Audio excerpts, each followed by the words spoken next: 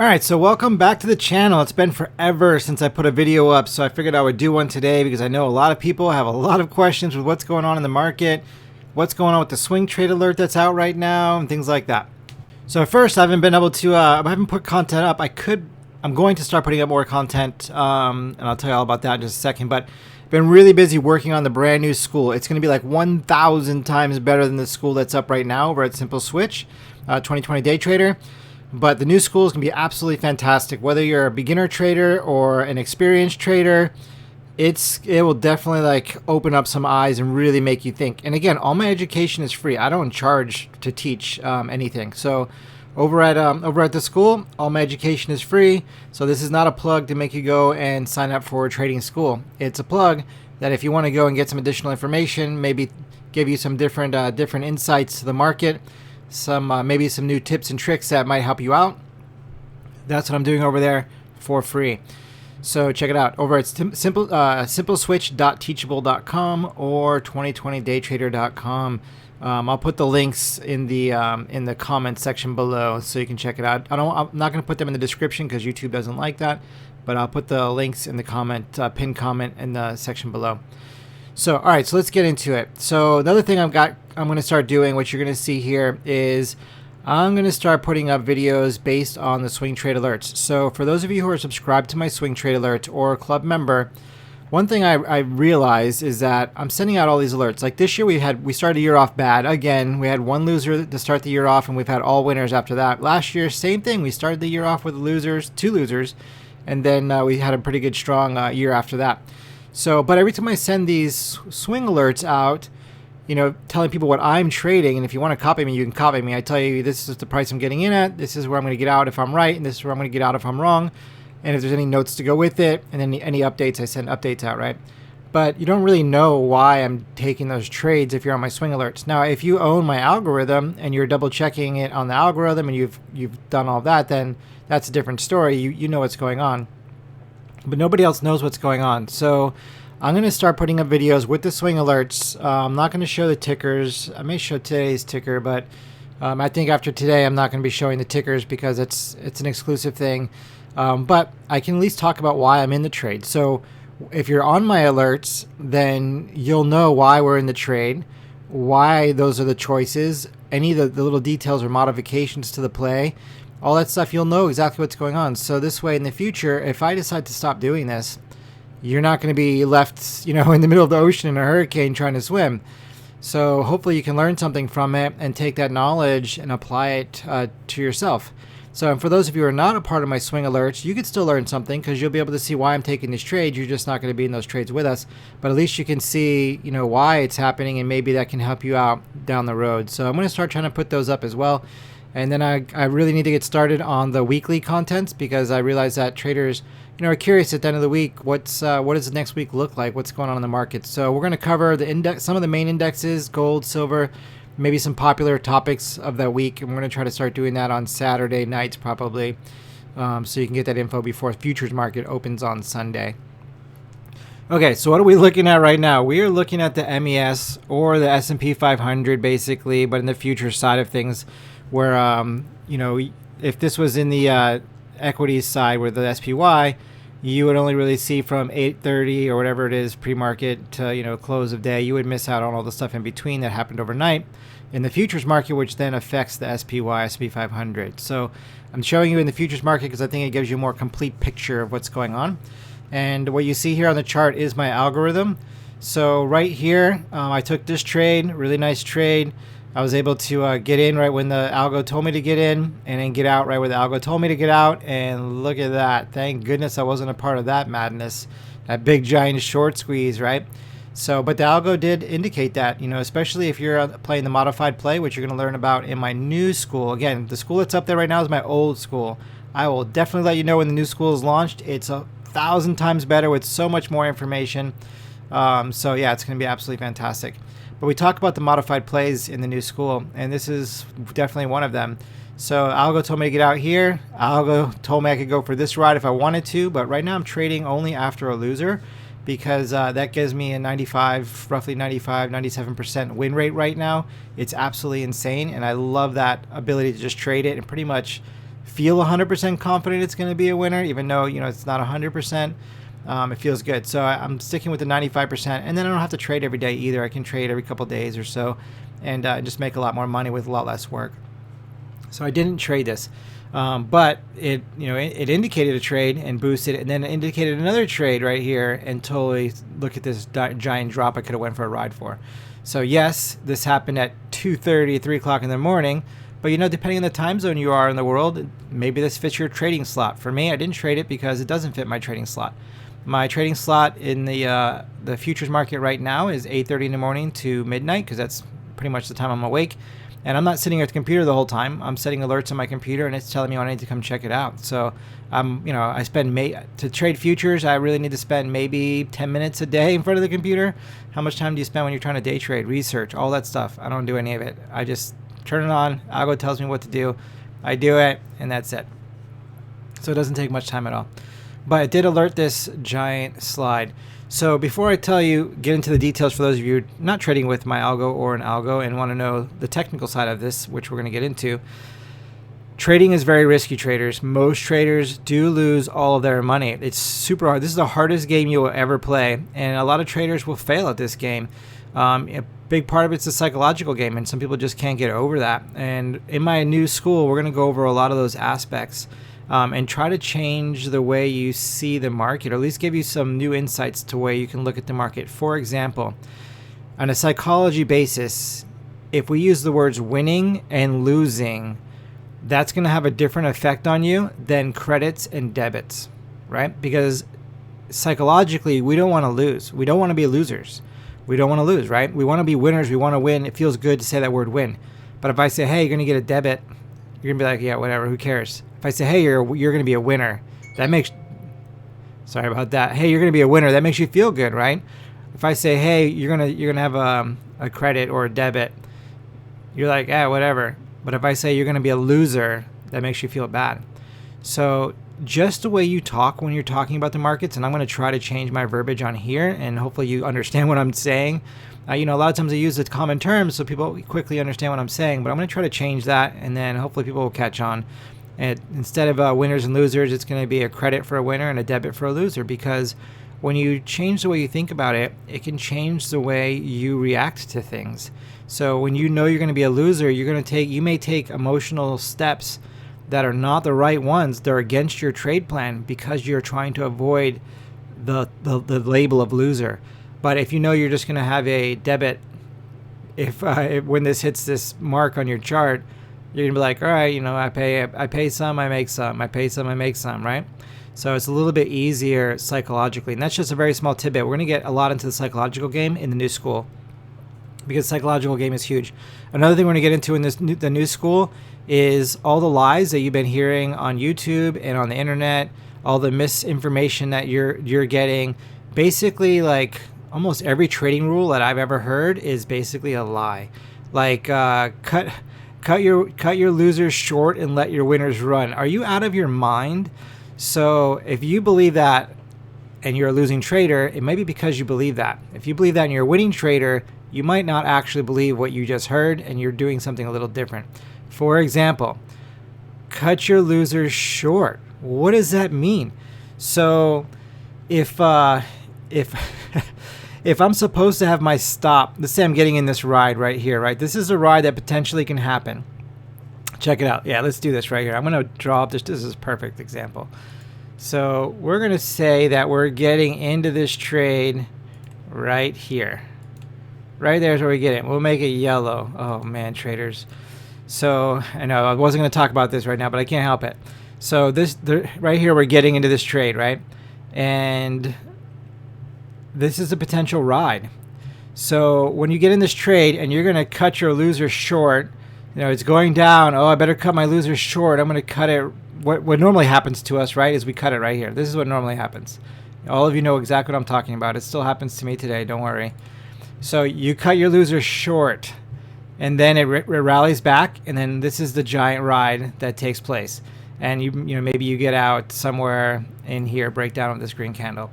right? So this is a ride you could have had, but instead you ended up taking a loss because you cut your losers short. You followed the rules. You did what they tell you on YouTube, the internet, and every trading book ever written pretty much probably has that in there. So don't cut your losers short. That is the stupidest thing you can ever do. It's, first of all, it's not a loser. It's a debit, right? So what you need to do, what I do, I shouldn't say what you need to do. I don't think I'm allowed to tell you what to do, but I can tell you what I do. And that is I put my stop where it's supposed to be. And that's it. I put my stop wherever that might be. If it's down here, I put it there. If it is right here, then that's where it is. It's where it's supposed to be based on a statistical probability of success that's been vetted over at least 90 days, that's been sim traded, that fits my personality, my lifestyle, and goals. Another big thing we're going to talk about in the new class, which I've never heard anybody talk about. And then this also has to fit my trading plan. When all those things line up, that tells me where my stop needs to be. I know that before I even get into the trade. So there's no cutting your losers short. So, and then another thing that people say is you have to let your winners run, right? Well, guess what? This winner's running. It's running. So now it's running. It gets all the way up here, and I'm like, nope, I got to stay in. I got to let my winner run. And I let it run right back down to a loser. So, and a lot of you know exactly what I'm talking about. You're making all this money, and you're like, in the back of your mind, because you heard it before. You heard, let your winners run, cut your losers short. You heard that before. So now, even when you're not thinking about it, it's probably in there, and you're probably thinking about it subconsciously. You stay in that trade. You let your winner run, and you let it run right back into the ground. And I know a lot of you know what I'm talking about. I've done it, and I know all of you have done it many times over. So, and I know I've done it many times over, especially in my early days of trading. So there's no letting your winners run. That is absolutely stupid. So this is what you need to do. Or, sorry, this is what I do. Can't tell you what to do. This is what I do. I put my winner wherever it tells me it's supposed to be. Like, if my algo tells me it's here, then that's where it is. If it's a breakdown of the green candle after a big ride, then I wait for a breakdown of the green candle. And then when that happens, I get out. I put my stuff in a spot where there's a proven statistical probability of success. I don't want to trade a game of luck. I don't want to trade a game of chance. I don't want to trade a game of gambling. I want to trade a game of numbers based on statistics. And if there's a game based on numbers and statistics, then I can formulate a way to capitalize on those statistics. I don't need to get the full move. I just need to get lots of pieces of moves. And as long as I can get a lot of pieces of moves, I can make a lot of money. I don't need to have this whole thing. So that's the way I believe trading needs to be done if it's going to be successful for me. And if it's not the way you're looking at it, maybe it's something to explore on your end to see how that would work for you. And again, the new school is going to go into a lot of details about all the fake rules that are out there, all the fake stuff you're hearing from traders, from probably fake traders too. Some real traders, but a lot of fake traders are probably telling you fake stuff. And then there's a lot of real traders that are telling you stuff, but they don't actually do it. Like, let your winners run and cut your losers short. They're not doing that. They're putting their, if they're successful traders, they're putting their stop in the right spot. They know where it is before they get in the trade, whether that's an exact number or whether that's, you know, a green candle breaking down or whatever it is. They have a stop before they even get in, and that's where the stop goes. There's a target all those traders have before they get in.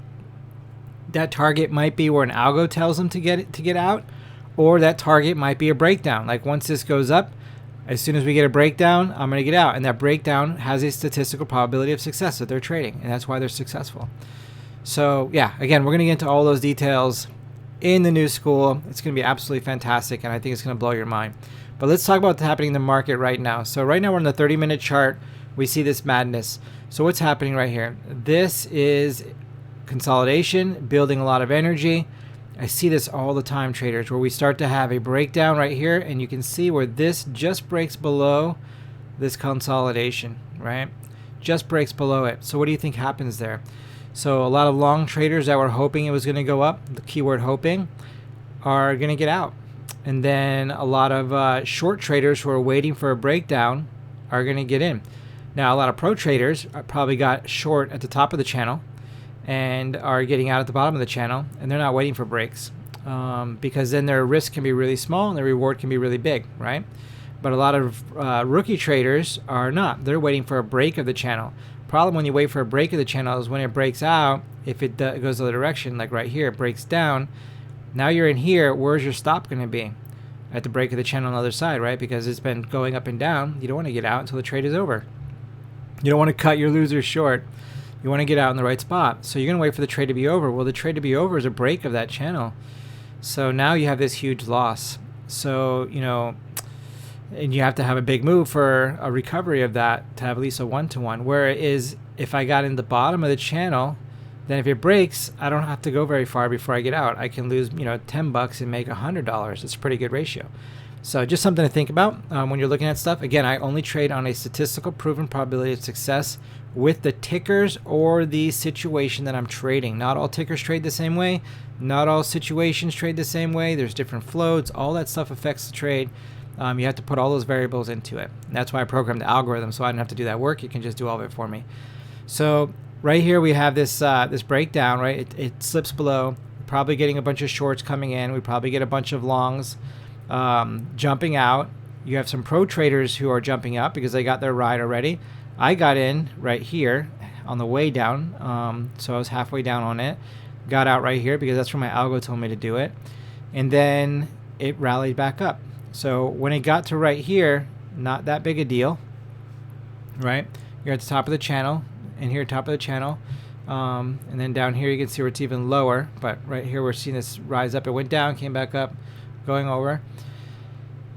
So now what happens here? Now the game gets interesting because now it starts to break out to the top side. So we broke out the bottom and we broke out the top. So now we're really shaking it up. So, and in that shake up happening, we saw another massive short right here, right? Like it came up and then all these traders started to jump in long, right? Shorts were probably getting out. And then it started to break back out in. Then you probably had a bunch of people freaking out and getting out of their trade back to the bottom of the channel. And then big money probably jumped in. Big money probably jumped in right here. So whether that's a lot of traders who are pros looking at it, they're at the back of the bottom of the channel getting in, boost. And on this boost, it looks like a massive short squeeze to me, where all your shorts were out. And then as it started to break new levels, a lot of people who were sitting on the sidelines are jumping in. And this thing just started to go through the roof. And then when I see this kind of move happen, I ask myself, are there any buyers left? Like, who's left to buy this, right? This is insane. So, I talked to a buddy of mine yesterday about it when we were looking at this move. And I was like, man, at the end of this day, like, I want to short this thing. Like this, I don't see how this continues. And we're actually looking at it on the 4-hour candle. On the 4-hour candle, it pretty much ends right here. It closes out right up here. So on the 4-hour candle, I was like, I want to short this so bad. But I'm not going to do it because in the 4-hour candle, I was still saying that this could be a long trade. I had to wait until a breakdown. And then again, I was like, no, I'm just going to stick with my plan. My plan didn't call for me to short this, so I'm going to stick with my plan. So I didn't short it, but man, it would have been awesome. But the reason I wanted to do it was because whenever I see giant moves like this, especially with tickers who retrace big moves, statistically, I can go back in the chart and see that. Are there any buyers left? So now what happens? Now it comes over, gets a little bit sideways. Everybody's wondering, there's no buyers left, right? But nobody's really selling because, there's some transactions here, some buyers and some sellers. Some FOMO people trying to get in because they want to go for the ride higher. And some sellers are like, I'm just going to take my profit. I did a good run. I'm going to take a partial off my trade. So there's a little bit of stuff going on here. And then it starts to slide. And then when it starts to slide, nobody wants to be left holding the bag. So then you start to get people saying, you know what, I'm just going to get out. I'm going to take a partial of my trade off. I'm going to take a part of it off. And then it starts to really slide and everybody starts to get out. And then when everybody starts to get out, the shorts out there are like, oh, there's blood in the water. I'm going to start shorting it again. And now we drive it all the way back down. So there's a lot of psychology in every one of these candles, traders. So if you learn the psychology of the market, it can help you out a little bit and understand what's going on. And one thing to think about is not everybody can win in the market. If let's say you weren't trading, like if I wasn't selling something to you and you weren't selling something to me, let's say it was just going to the brokers. The brokers held all the money and you just bought from the brokers. If everybody made money, there would be no money left at the broker, right? It would all be gone in like a day. So the majority of traders can't make money. It's just the way the game is set up. It just doesn't work that way. Like, unfortunately, the majority of people just won't make money in the market. It just doesn't work that way. Game is not rigged that way. So a lot of you are going to lose. And a lot of it is because of the psychology of the game. So if you can learn a little bit about what's going on in the market, like the charts, what each one of these candles is telling you with candlesticks, it can kind of help you get a better idea of what you're looking at. You're not just looking at green sticks and red sticks. You're looking at an emotional game that's taking place in each one of these candles where, right here, like for example, a candle like this is indecision. There's just indecision right now. There's no one side or the other. You know, your bulls and your bears are undecided. Nobody's really sure what's going on. So there's a lot of little things like that. So we're talking about that psychology of the market. You also have the other thing with candles is when people are looking at these candles, they see certain things. So I'm going to go ahead and jump over to our swing trade we're in right now, and then we'll come back to the markets. Okay, so this is a swing trade that we're in right now. So let's go ahead and talk about this real quick. Okay, so candlesticks a lot of times in the past were really a good representation of the psychology. But what's happened over time is that, you know, some traders figured out in the candlestick the psychology and then started publishing different patterns. Well, those patterns at that time meant something psychological. This is a really long time ago, like 50 years ago or whatever. But now what happens is a lot of traders like myself see these patterns, and sometimes we trade those patterns. So now it's really not about the psychology taking the stock down in that pattern. It's just because enough traders saw the pattern and they traded it. So right here, this is a swing trade we're in right now. So you can see all these winners. For 2 years, this ticker has not produced a loser. So let's go 2 years. And I don't short on my swing trades because of the potential for gap and goes, if you will, gap and runs. I do not like to short my swing trades unless it's tied to like the futures market, like the SPY. I'll short that because in the futures market, some tickers can only move 2% overnight. So if I don't have to worry about, you know, more than a 2% gap, then it's a little bit easier to short it. But if I have to worry about a 50% gap and a run after that, which has blown up several of my accounts now, or not now, but a long time ago when I was trading, I blew up some big accounts with gaps that ran on me when I shorted. So I don't do that anymore. Only trade the long side. So here we are. So 2 years on this ticker. You can see that every time the algo alerts trade, this thing is awesome. So now we have alerted it again, and what I said in my alert is we haven't had a loser in 2 years. So this is way overdue for a loser, and it could be right now, especially with this market. You know, we're going long in a market that's crashing, so could be right now, but we'll see. It is an energy sector, and the energy sector, you know, there's a lot of things going on there. We can make a whole video on that. Right, we're in the trade. We're in the trade because the algo told me to get in, and you know, if I thought there was going to be a loser here and I didn't trade it and I miss out on 3 winners because I try to avoid a loser, doesn't make sense, right? So I just trade every opportunity, and that's it. So here we are. So we're in. So here we have this candle, this red candle, gapped up today, and then sold off. If this candle closes below this candle, this is a bearish engulfing candle. They're not common. Bullish engulfing is the opposite, you know, where it gaps down and then it rallies up and swallows the entire candle before it. So they're not common, and when they happen, they're usually a really negative sign. So a lot of times really bad things happen after that. So if this closes down below here, there's a pretty high chance from a candlestick side of things that this is going to sell off. But then why is that? You know, a long time ago, that was because this candle indicated something taking place in the market. You know, the psychology, whatever it might be, it had a good indication that bad things were happening. And when that happens, it just, the stock price goes down. But now what happens is that this bearish engulfing candle, if it happens, is going to signal to a lot of traders that like, hey, we should short this thing, or maybe we should sell our position because it's a bearish engulfing candle, and that's what we're supposed to do, right? That's what we've read. So, but when shorts get involved, and this is a shortable ticker, yeah, so this ticker is shortable. So when shorts get involved, a lot of times what happens is they short it, which drives it down, but then they cover their positions, and when the short trade covers their position, they're buying. So now all of a sudden you have all this buying that takes place, which could interrupt whatever was going on psychologically that was driving it down in the first place and make it rally back up. So when those shorts start to cover, it could turn this around and rally. So now what I do is when I see a potential for bearish engulfing candle forming, I say, that looks really bad. I want to get out of this trade. But what normally happens when a bearish engulfing candle happens? Let's go back and look. So we don't really see any here, none here, right? None here. And then we do see, I don't really consider that. I mean, we didn't really gap. I guess it's a tiny one, right? It barely gapped above, closed below. We see a little sell-off back to the support area. All right, well, that's not good. Because if that happens here and we have a sell-off, well, maybe it's not too bad. It's still pretty much above my entry. And then it goes. Okay, I'm okay with that. Let's take a look, though, and see some more. Oh, look, there's another, almost a bearish engulfing. I don't consider it a bearish engulfing unless it completely engulfs everything. I know a lot of traders don't count the wicks or the tails, but I do on mine when I'm looking at it. So we'll go back, and there's some little ones that, well, not really, that didn't quite get it. So I'm looking for significant ones. Let's look for some significant bearish engulfing candles. I know there's another one in here, right here. So that definitely gapped above. It closed down, right? Clearly bearish engulfing. And then what happened after that? It gapped down a little and rallied. Okay, well, that's good.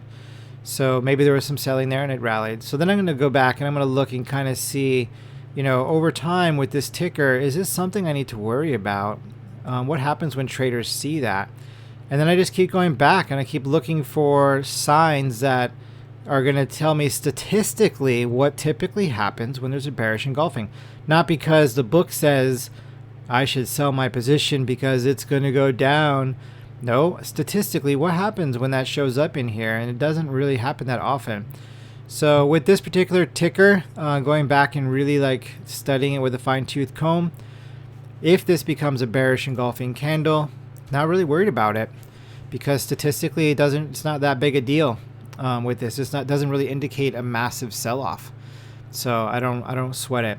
So something to think about when you're looking at candlestick patterns and stuff. Just because a book tells you it's supposed to go down, what does that ticker tell you? You know, go back and see what happens with that ticker statistically. What normally happens, and then that helps you make a decision based on statistics, rather than what some book told you that was written by information that they gathered 50 years ago. So, right? Does it make sense, traders? So right here, other patterns, like we had what looked like it could be an M pattern developing. And if that happened, then I would have been nervous, because typically what I see is M patterns, when they break, they break. So, and same thing with a W pattern. When it breaks, right? Some people might say this is kind of like a cup and handle, a little mini cup and handle. We're on the dailies. And then, you know, they'll judge it based on that. But when I see M patterns show up, I get nervous. And because this didn't turn into an M pattern, this feels really good right now. So head and shoulders is another one that I feel is a pretty powerful indicator. But either way, I don't make a trade based on it when it starts to set up. I go back in time and say, what normally happens with this ticker when this happens? I know what the book says, but what does the ticker say? So something to think about. So anyway, so that's the swing trade we're in right now. We're just in one right now. We closed out all the other ones, and this is the only one that's available. And as you can see what's happening in the market right now, traders, I got to be really picky about the swing trades I'm alerting, because this is a really dangerous market. So let's go ahead and look at that.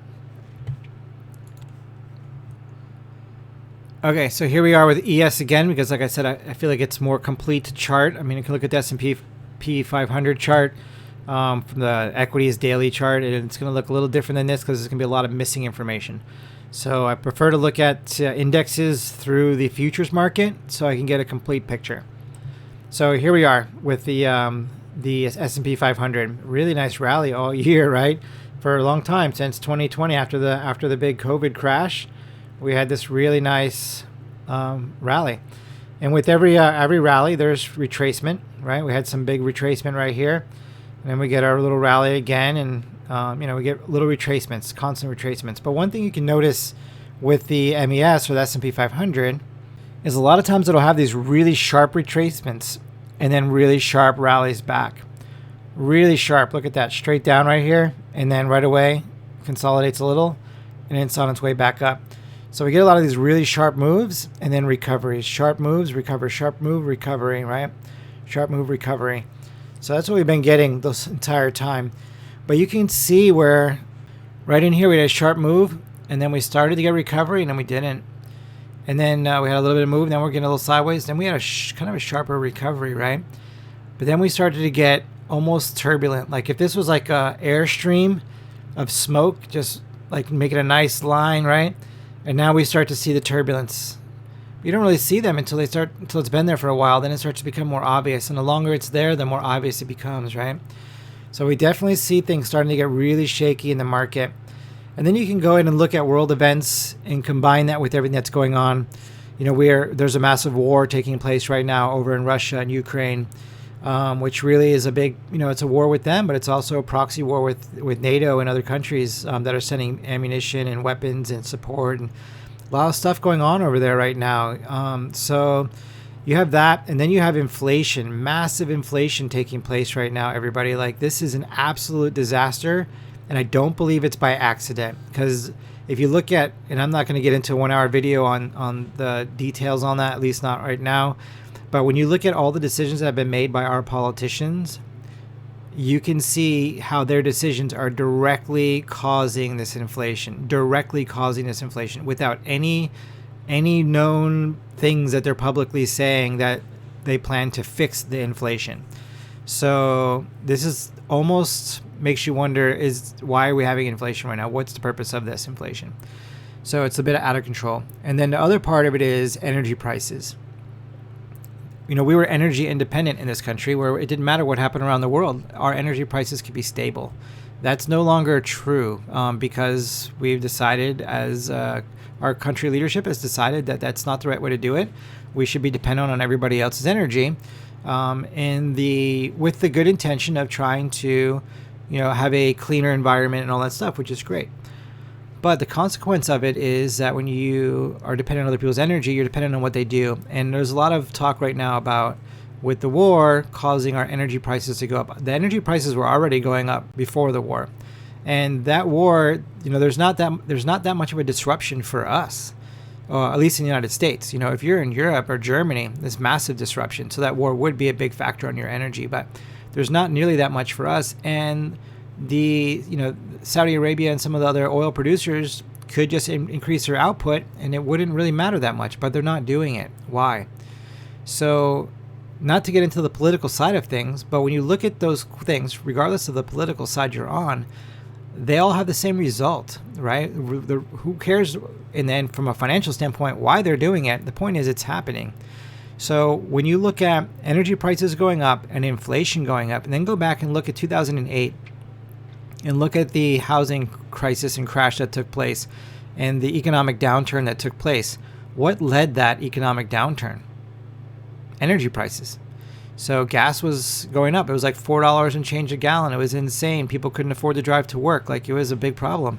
And as a result, we saw a massive downturn economically, right? And now we're seeing that again. So everything I'm seeing right now says we're going down a lot farther than we are right now. So for those of you who are in with 401ks and all these different retirement accounts or investment accounts long term, my opinion is that this market has a lot more to go down. But what is the chart telling us? Well, we had this nice long uptrend, right? So let's put a little line on it. So, we'll put a couple lines on it so we can see a couple little things here showing up. So basically you can see here where we have, notice I'm not using the 50-day, 100-day, or 200-day. I don't use those. So we see this trend, a trend taking place, right? A trend is higher highs, higher lows. Simple. See this trend taking place, higher highs, higher lows, and inside this bigger trend, there's these little micro trends, right? We have a lower high, lower low, lower high, lower low. So you have these little micro ones. But when you look at it on the big picture, we're starting to see really big lower lows and lower highs. Although right now we are a little bit in the sideways, but we did make a lower low here. So if this lower low never happened, like if we stopped here and we made another higher high, then this would just look like a shock wave because of whatever, COVID, war, whatever it might be. And maybe we're recovering. But that's not what happened. We had a low here, a lower high, a lower low, a lower high. Tried to make a new high, but it couldn't. Came down, made a low, a higher low, right? So it looked like, but really it was just a little fake out. Now we have our lower low again, and we have this motion. But we're able to put the brakes on right here. Looked like a recovery was happening with a higher high, but it got canceled. So this alone tells me that we have a long way to go. So in order for me to feel confident in the market going up, like if I was going to put long-term investment money into my kids' accounts or my kid account and stuff like that, even my long-term accounts for me to add to them, I need to see a couple different things. From this position, I need to see a break to a new high. I need to see this thing start to make higher highs. The other thing I need this war to be over, because I don't know what these crazy people are going to do, and I don't want to have my money exposed long term when there's this kind of stuff going on. So right now I'm trying to keep as much of my long-term accounts out of the market as possible. At least in this market, we're looking at investing in real estate and things like that. Because of inflation, your money sitting in the bank is losing 8%, 10%, whatever that is per year. It's kind of a lot of money or more. But in real estate right now, I think we can at least preserve that capital. Even if there's a downturn in the real estate market, I think we'll be all right because of inflation. So that's just my opinion. So anyway, so I'm looking for higher highs here. I'm looking for this war to be over, and I'm looking for my algorithm to tell me when to get in. So right now we see this red with our dashes down below this line. Algo's telling me that this doesn't look good. Historically, though, looking over this entire timeline, we're not even bottomed out, and where the bottom of the information could be. Bottoming out is down around here, so we still got quite a bit more room to go. Once we bottom out in the algo, if the war is over, maybe I'll do a starter position down here looking for a rally, and then I'll base my decisions, based on what's happening at the time when that takes place. Because I'd rather be in at the bottom than halfway up, right? Of course, everybody would. But where is the bottom?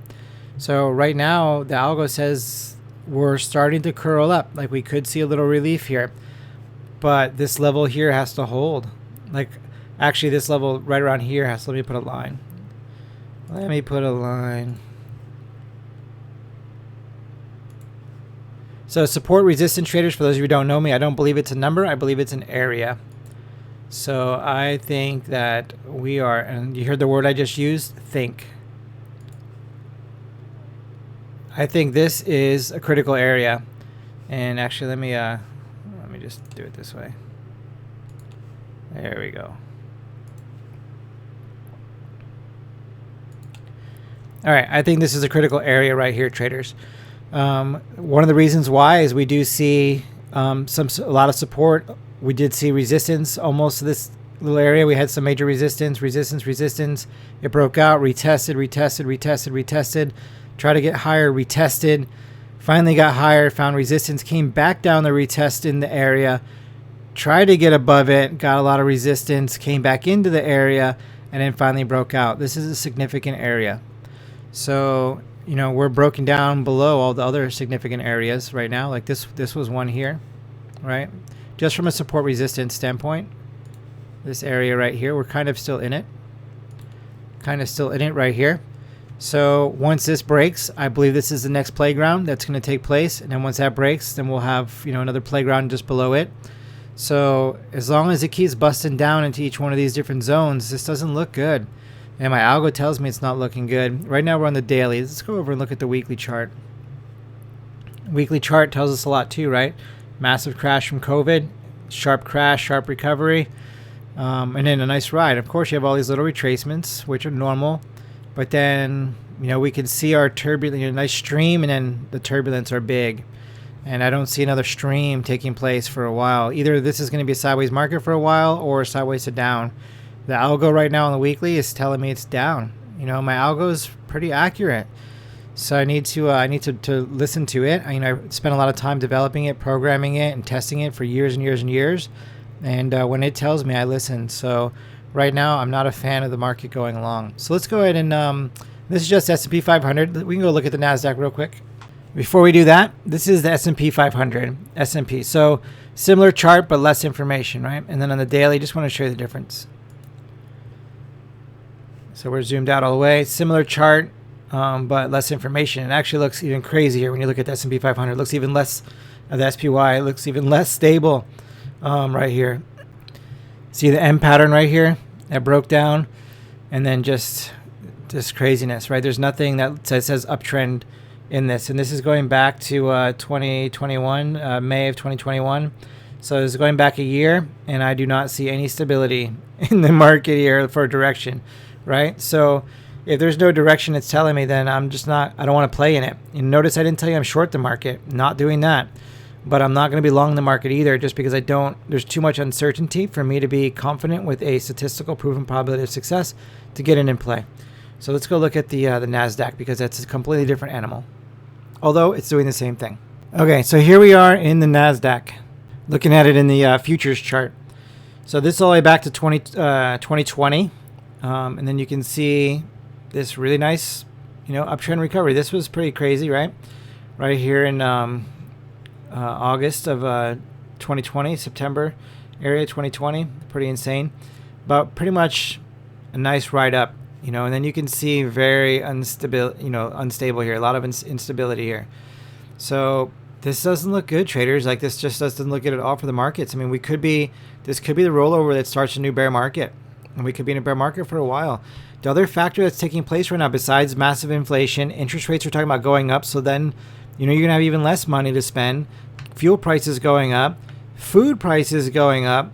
Like, I don't see how that works for anybody.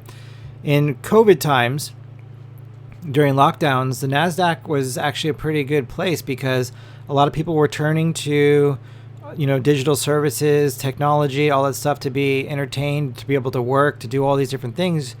Even at businesses, we're looking at technology to try to find a way to operate without as many employees. Like, the tech sector was pretty strong. COVID helped the tech sector a lot.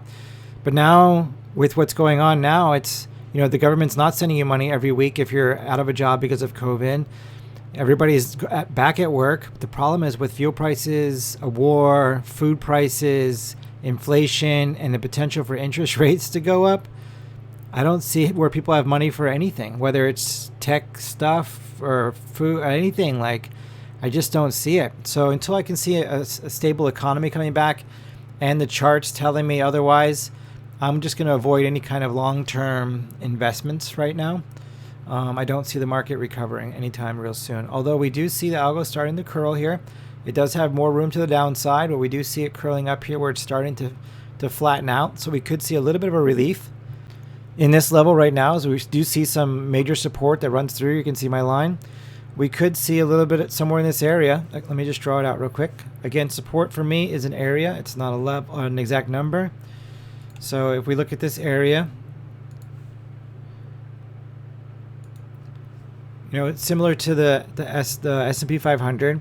We could see a little bit of support and a little bit of a bounce up in here. But if we're not making a higher high out of this and then a higher low, I don't see this recovery happening. Like, I think this is still going down. So that's my opinion there, traders. I do believe the markets are still going to continue going down based on my algo, based on what I'm seeing with the charts, all this instability, based on the different factors that are going on right now in the economy, based on the war.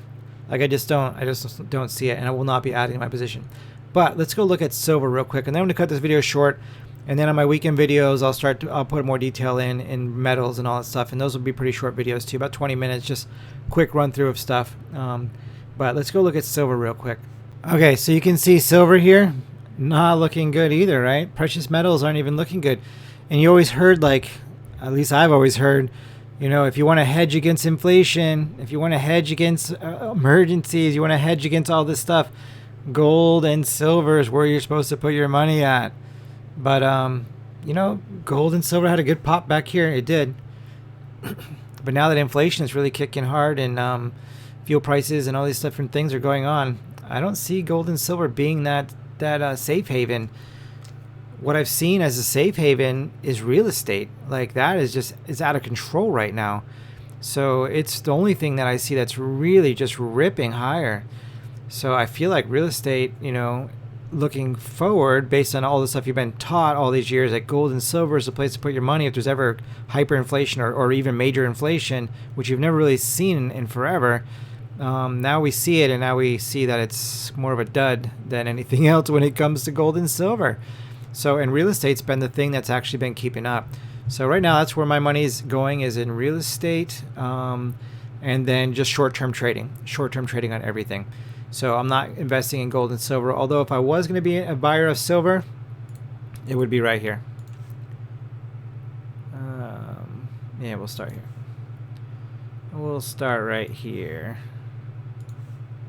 So this area looks pretty good. I mean, this is where I would buy silver. If I was going to be a buyer of silver, it would be right here. So, but I'm not messing with any of this stuff right now. So, which I'm going to bring back up our swing trade we're in right now, and we're going to talk about what the plan is going forward, because we may not stay in this trade for very long. We may be out of this trade tomorrow. So let me go tell you why. Okay, so here we are back to the swing trade that we started with, that we're in right now. So traders who are on my swing alerts, like I said, I'm not sending out a lot of alerts right now because, yes, in every down market there's stuff going up, but there's a lot of variables taking place right now with war and consumer stuff and fuel and food and all this stuff. So I'm trying to be very cautious right now, and I'd rather, only send you one swing alert in the next 2 weeks than to send you 5 losers, right? I'd rather send you one winner than 5 losers, or one loser instead of 5 losers. So, and I'm only sending you the stuff that I trade, and right now I'm being very conservative with my money. So that's why you're not getting a lot of alerts right now. So there's a lot of talk. What is Russia going to do on May 9th? And hopefully, because I use these words, YouTube doesn't, take this post down. But what's Russia going to do May 9th? There's a lot of speculation around that. That's in 4 days. Plus, we have the weekend, right? So basically, we have Friday, which is the 6th. That's Monday of next week.